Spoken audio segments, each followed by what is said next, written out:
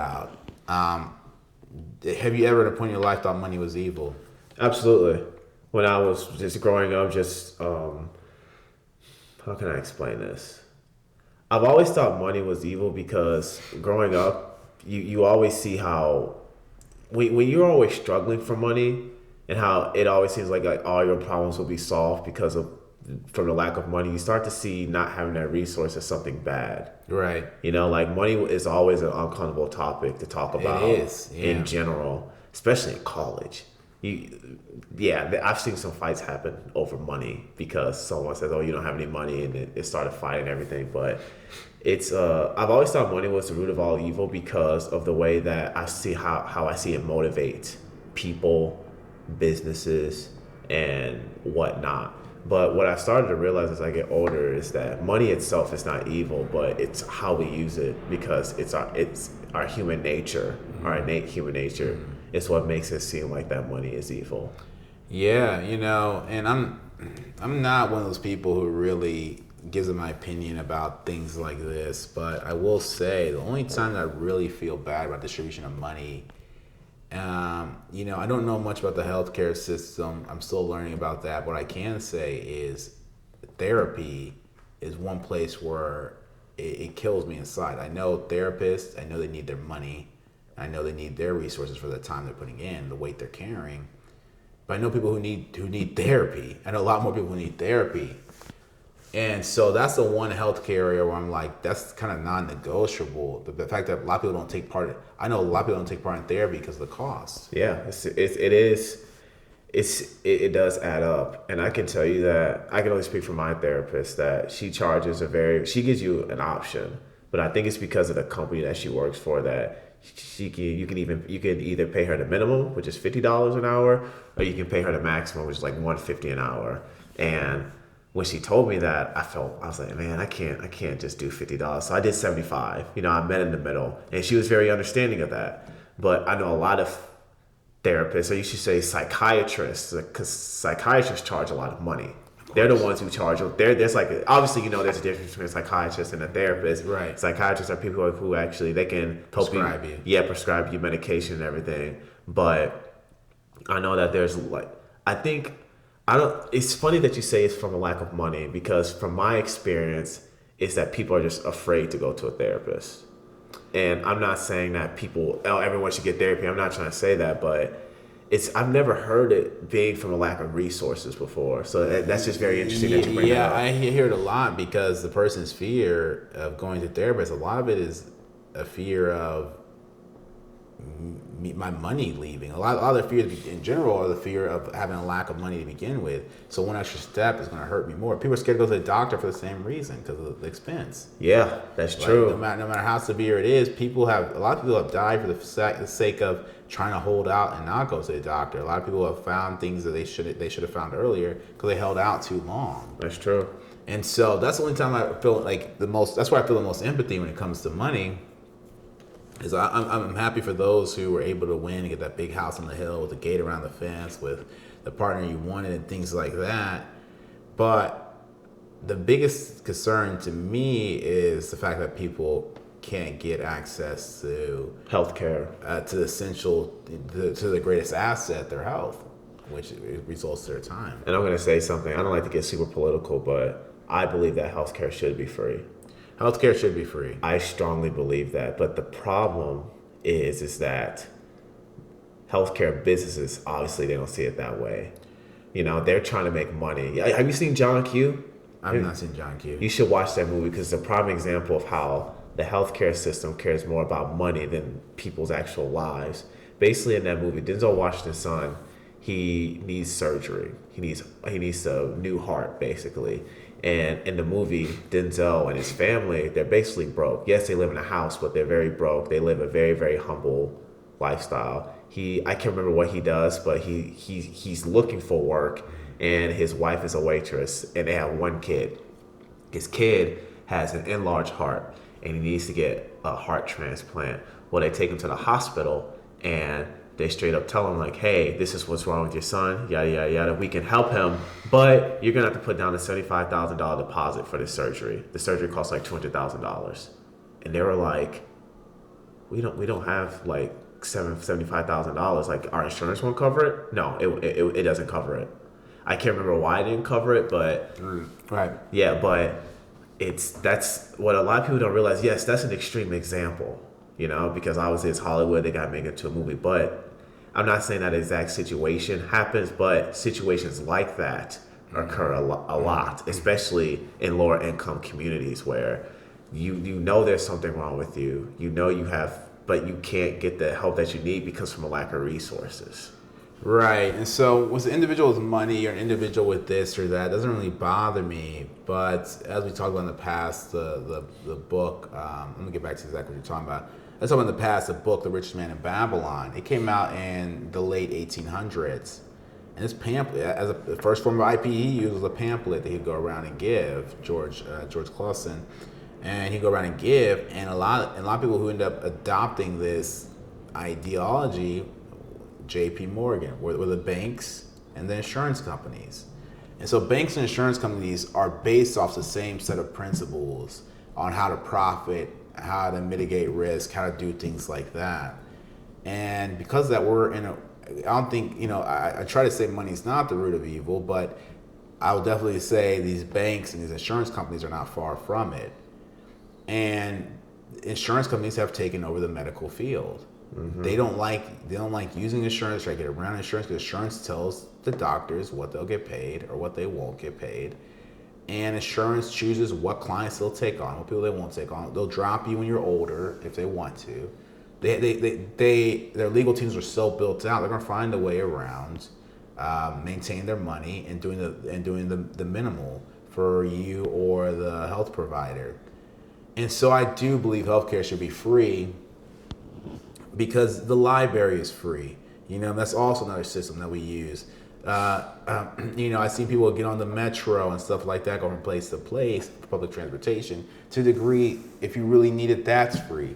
So I believe healthcare should join that, because if we don't, it's going to affect all of us, right? If my neighbor's place on fire and that fire is somehow growing, it's going to eventually burn down my home. And any person with decency, your neighbor's place being on fire is enough for you to take action. You don't have to wait for it to touch yours. So right. I believe healthcare should be free.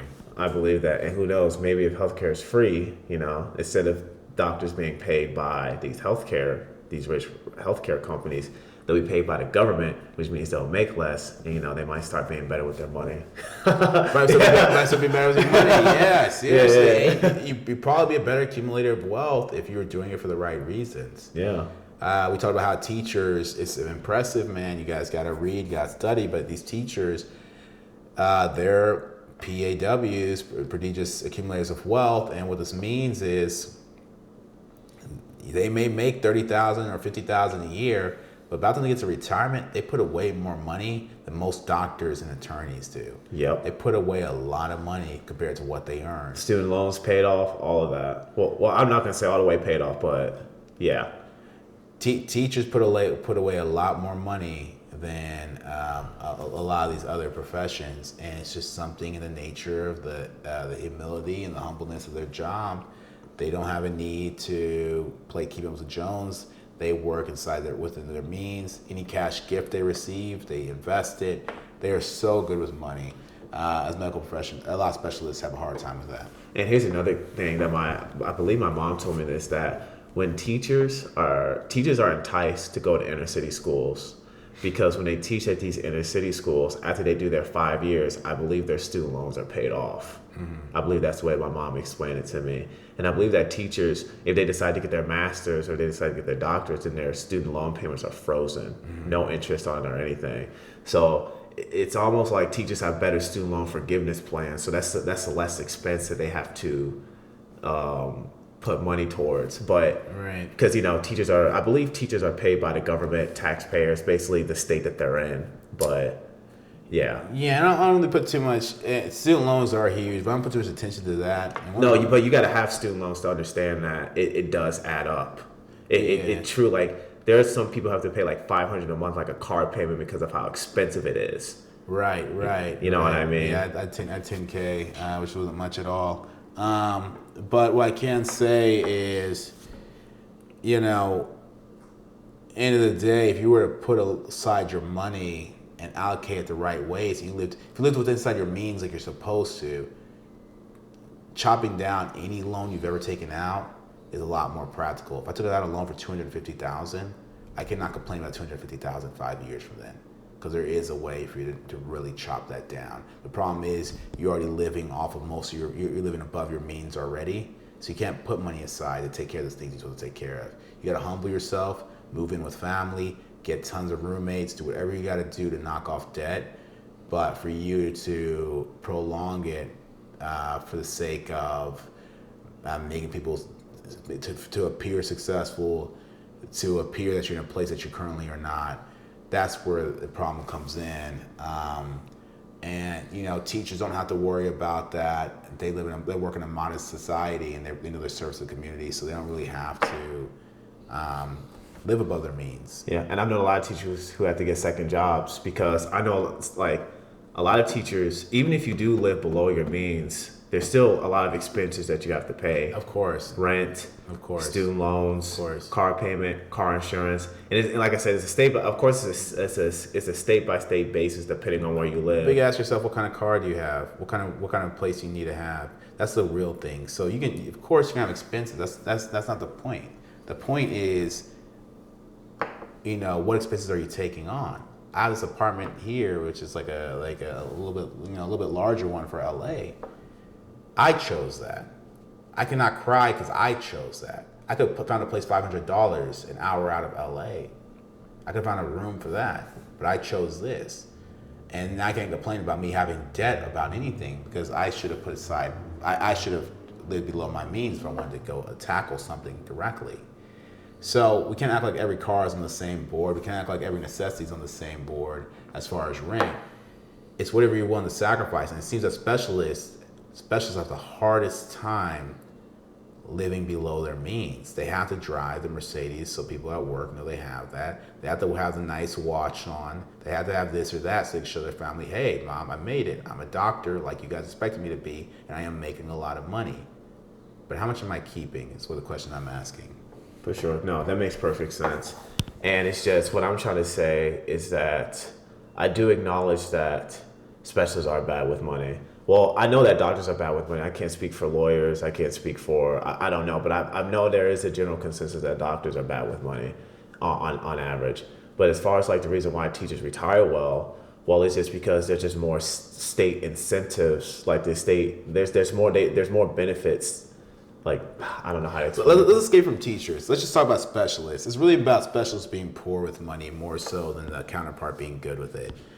Specialists have a hard time with money because they haven't handled it early enough in life. And I have this one friend who's the exception to the rule because he worked simultaneously while trying to get his degree. And he worked at a trade school or something of that nature where he was paying off tuition by working for the school. Scenarios like that will get you more prepared. But really, to be well at handling money, you get to handle it as soon as possible. That's why there's some demographics that handle money so well, because their parents handled money well. And so they pass on to their child, or their child was 2 years old, or their child was 4 years old, or their child was 5 years old. So something in the African American community, not a lot of African Americans are not great at handling money. It's because they're exposed to handling it so late. Same goes for these specialists. They're exposed to handling it so late. So here's what I was going to say about the teachers. My bad. Going back to the teachers, I believe it's truly a case by case basis, because the majority of Americans are not good with money. The majority of Americans are bad with money. It's true. It's statistics shows that. It's true. So while yes, out of that group, teachers are probably the best with money, but there are a lot of teachers. I would say that's the minority versus the rule. You know what I'm trying to say? And that's true. That's true. It's definitely the minority. Minority of people in general are good with money. We're talking about percentages per profession. So how about this? You go ahead and do the studies. Anyone else who's watching this, go ahead and actually look at the real data. Nothing I say here really matters because I don't make the rules. I just reflect exactly what the data says.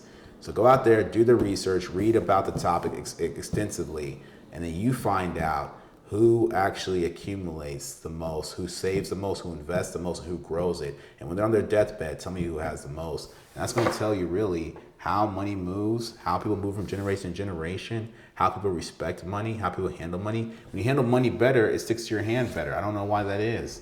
A lot of people in my community don't handle money well. They can't stick to their hands. They can't grow it.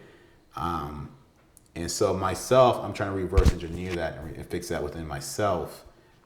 But yeah, just do the research. Do the research. And my mom actually said something very interesting. She said that the reason why, I'm not going to give the actual story, but the reason why a lot of people in our community are bad with money is because a lot of us weren't taught.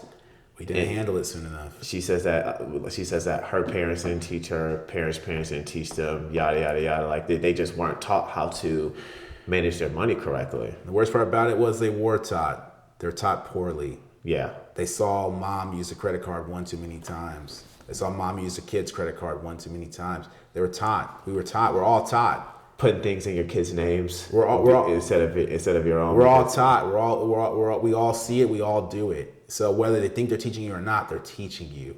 When your parents are in your financial relationship with money through your parents is what you learn. If your parents are in a relationship that has domestic violence, you're more likely to go into another relationship that has domestic violence. If you're in a relationship that they're healthy and they love each other, you're more likely to be in a relationship that's healthy where you love your partner and you guys can work out and have something that's more long term.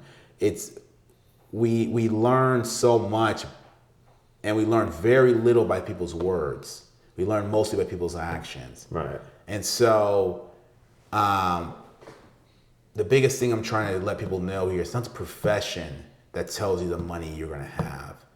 It's your temperament around money. It's your relationship with money that determines it more than anything. Scratch a teacher thing, scratch a specialist thing. It's a relationship you have with money that's going to determine your trajectory more than anything else. And a lot of people don't have a good relationship with money at all because they're not taught about it by their parents. They're not taught about it in school. Like there should be a financial education course in high school, but there isn't. And like you said, a lot of people learn when they're actually start making money and they learn the hard way. And then 30 years down the line, they retire or they die and they have nothing. You got to also ask who invented the school. You know, the person who invented the school, go to school. Like you got to ask where does this all start? You know, back to me saying the wolves are giving sheep advice. Like if I'm a millionaire, the last thing I want is competition. That's true. That's all it comes down to. So it's the wolves giving sheep advice. You're going to school to learn to be an employee. That's okay. You're going to school to learn how to be a sheep, and you're being taught by wolves, and the teachers aren't the teachers aren't the wolves. It's the teachers are the sheep as well. Yeah. You know this. 'Cause I had a teacher who looked at me sideways one time as he's teaching me something. He's teaching me something about how readers are leaders, and that you'll make about over $1 million more in your lifetime if you read 30 minutes a day. He was telling me this, and he also looked at me sideways and was telling me something else. And he says that we have a curriculum that we have to teach. And it kind of sounded like the teacher that's in the sunken place type of thing. Like, okay, but take the flash out.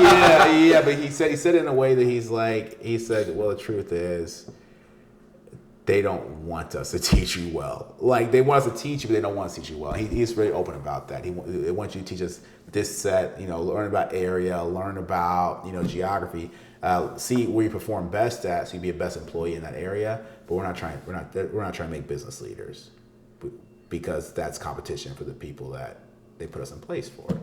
And it's not that he has a great insight of who his hierarchy is, but he just knows that the curriculum they give him, and he knows that everyone has a common understanding that the curriculum they give in traditional school is not going to help you outperform the masses. It's just so you perform a little bit below the nation. So